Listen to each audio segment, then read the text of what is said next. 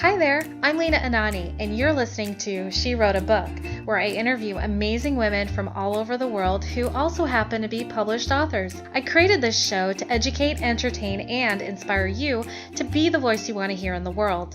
Now let's get started. You are listening to episode number 142 of She Wrote a Book, and today I'm interviewing Stacy Mozer, author of the book The Perfect Trip, the second book of the Sweet Spot series. This book is about 13-year-old Sam Barrette, who thinks her life is going great when she makes the boys' baseball travel team. But a cross-country camping trip full of secrets and surprises challenges everything she thought she knew about what the future will hold. Stacy Barnett Mozer is a third-grade teacher and a mom. She started writing books when a class of students told her that there was no way that a real author who wrote real books could possibly revise their work as much as she asked them to revise. Again, her book is called The Perfect Trip, the second book of the Sweet Spot series. You can find the link to purchase her book in our show notes for this episode at SheWroteABook.com/142. So Stacey, it's such a pleasure to have you as a guest today. My first question is this: what inspired you to write and publish your book? Well, the book actually came from when I first started writing about 10 years ago. Someone at a conference I went to said, what do you know? And you always hear that as writers, write what you know. So I started looking back on things I've done in my life, and the thing that kept coming to my mind was a camping trip that I took when I was 8 years old, from Long Island to Wyoming and back. And so after I wrote a couple of other things, I was like, okay, I'm going to tell this story, this camping trip story. But the first time I wrote it, it ended up really being too much about me and my sister, and it was a really nice story for my parents and my sister to enjoy, but it wasn't working as something for other people. So I started changing the main character, adding more details to her, and one of the things that I ended up doing is made her play baseball. And people ended up liking that part of the story so much that she turned into a whole new baseball character that ended up with her own first book. And now this is her camping trip that she's going on now as an established character. That's awesome. What a great process too. Like I hope that inspires the listeners too, who might want to write a book and feel like they wrote something that their family could enjoy, but maybe not a wider audience, but actually take it to the next level like you did. So I think that's great. So tell me a little bit more about your character, Sam Barrette. And am I pronouncing her last name right? Yes, you are actually. Barrette. Okay, good. So she is a very driven person who has spent most of her life being told that at some point she's going to have to give up baseball. So that has always motivated her to want to keep trying and keep going. She also has an interesting family dynamic because her parents divorced when she was very young. Her mother actually went off to do something to be a strong woman. She wanted to go off and go on marches, and so she's influences Sam in trying to push for her own dreams, but yet at the same time is not there to support her. The person who's actually there to support her is her stepmom, who Sam thinks of as everything that she doesn't want to be. And so during the first book and the second book, she really has to realize that her stepmom has a lot more to her than Sam thinks. And so she has to kind of see past herself while she's also following her dream. How did you come up with the name Sam Barrette? Actually, it's funny. When I first wrote the book, and it was a camping trip story, the main character's name was Zoe. And when it turned out that she was going to be a baseball player, she ended up going to, in the first book, she goes to a baseball camp, and they think that she's going to be a boy. So the name Zoe didn't work.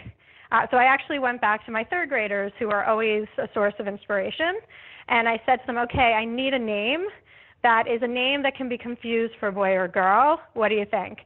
And so we actually had a vote, and they ended up voting for Sam. That is so cool. I love it. And what other parts of your book were inspired by your board of directors / third graders? Well, really, even just the idea that my main character was going to be this sporty girl with an attitude came from watching a lot of my third grade girls over the years. trying to make their way and play with the boys. Because oftentimes at recess, there would be one girl or two girls who would not want to go just hang out and play on the swings, and they'd want to go and actually take part in whatever sport was going on. And so I kept watching that year after year. And so that idea, and I was not a sporty girl as a kid, the idea of a girl who had to try to make her way in a boys' sport really interests me, and made the character so much different than I was at that age. Though what's interesting, I think over the years, I find that less and less do I have that one girl who's trying to play with the boys. Now there's actually a lot of girls playing themselves some sort of sport, which has been kind of nice to see. Yeah, that's really cool. That's really cool. I was gonna ask if there's any parallels with how you grew up and how you were as a kid. So you already answered that question, because I grew up a tomboy, and so I would always jump in and play with the boys, and so like this character does appeal to me. Sam's character definitely appeals to me. Yeah, and I actually really wasn't the tomboy. I was more of like the drama kid, the singer. And so when I was trying to separate myself from my main character, that was one of the things that I did. I made her do what I almost wish I had done when I was a kid. Sports weren't encouraged when I was young. Even in my elementary school, girls didn't play the same sports as boys. Matter of fact, I remember distinctly that when the boys would play some sort of like real heavy hands-on sport, the girls would be down in the school's basement doing Richard Simmons jazz, like a thon, whatever it was. And it was not encouraged for girls to play. There were a few girls in my town that played soccer, but my parents really weren't at the time very encouraging of girls playing sports either, because it just wasn't something a lot of people did. So I never played soccer. I guess they say that I also never asked to. My sister, however, she's 4 years younger than me, and is the total opposite of the sister in the book also. In the book, the sister is actually like the princess dancer, and she maybe I almost in some ways reversed the two roles, because my sister was more of the tomboy, whereas I was more of, the singer. That's awesome. What was one of your toughest challenges getting the second book done? Oh my goodness. Writing a second book was tough. I didn't really realize how tough it would be, because the whole, I had the idea there, the whole camping trip, but having the characters now have to grow and change in a new way through a second book, and not just the main character, but all of her relationships and all of it. It was very overwhelming at first. I actually procrastinated on it, and I knew I had a deadline for my press. The book had to be done by the end of the summer, and it was so overwhelming to think of, well, what happens if it's not as good? What happens if I don't stay true to the characters? People really like these characters. What if I don't do them justice? So there was a lot of like mental block I had to get through in order to get myself to write the second book. But I'm really glad I did, and I think that it did turn out that I stayed true to the characters while continuing to watch everyone grow.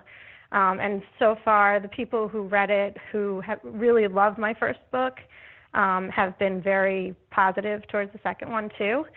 I even had a girl who's currently in 5th grade who read the first one a while ago, and she came in and she said, "Mrs. Mozer, I don't know how you did it. I thought there could be nothing better than the first book, but I think this one is better." So I was really happy to hear it, because she's a very tough critic. She's not the kid who's just like, "Oh, Mrs. Mozer, you wrote a book, therefore I love it." She would say to me, "Oh, now I hate it." So it was very nice to get her approval. Well, if only we could make a sticker or something like that to put it on the cover of your book. Like I know, yeah. No one else would care about me, but it's so exciting. That's fantastic. And that's really, one of the biggest reasons that I started writing, as you heard in my bio, is because a group of 3rd graders challenged me to do it, and those kids are now in college. So it's been really exciting over the years to see all the kids who have supported my dream and have learned from my experience. So when they say they love it, it's really very important to me. Wonderful. So my last question for you is this: what do you love most about being an author? Oh Goodness, there's so much. I love being able to talk to someone who's read my book and hear what they thought about it and the different perspectives that they got. I love being able to do author visits and teach. I always have one class of kids, but to be able to meet kids from all over the place and teach them about writing and them know that it's the author that came and taught them about writing is really wonderful. And all the other authors, kidlit authors are amazing. I'm sure adult authors are too, but I'm surrounded myself by children's book and through young adult authors, and they are just such a supportive and amazing group of people. And to be surrounded by them, even if I'd never published a book, I would have just been in, teacher heaven, so teacher reader heaven, being around so many amazing people. I love it. Well, Stacy, thank you so much for being our special guest today. We will have a link to your book in the show notes for this episode, and our listeners can find that at SheWroteABook.com/142 to learn more about our author and her awesome book. Stacy, thanks again for being a guest. It was a pleasure. Thank you so much for having me. Thank you for listening to She Wrote a Book. If you enjoyed this episode, then subscribe now so you can automatically get access to all new episodes, and feel free to share your inspired thoughts with us in the comments too. I'd love to hear from you. Until then, may you always feel good and make magic.